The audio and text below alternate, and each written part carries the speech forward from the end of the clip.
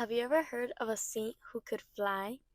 Let me tell you about the story of Saint Joseph of Cupertino, also known as the Flying Friar. Joseph was born in Italy in 1603, and honestly, he had a hard time with everything. He struggled with learning. He couldn't remember his lessons, and people thought he was slow and unfit for religious life. Even the friars that took him in were skeptical. But here's the thing. Joseph deeply loved God and never gave up. He strongly desired to become a priest, but there was just one big problem.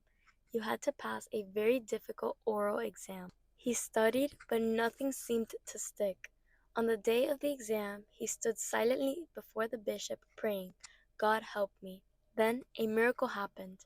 The bishop opened up the Bible and asked Joseph to explain the one passage he knew, and he passed.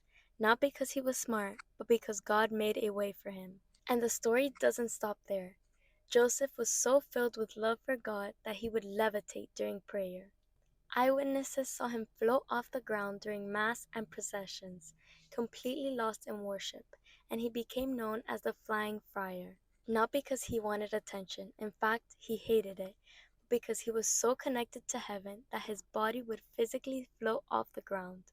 So here's what we can learn from St. Joseph. We don't have to be perfect or the smartest or the strongest. If we love God with our whole hearts, He will carry us and make a way, even when the test seems impossible.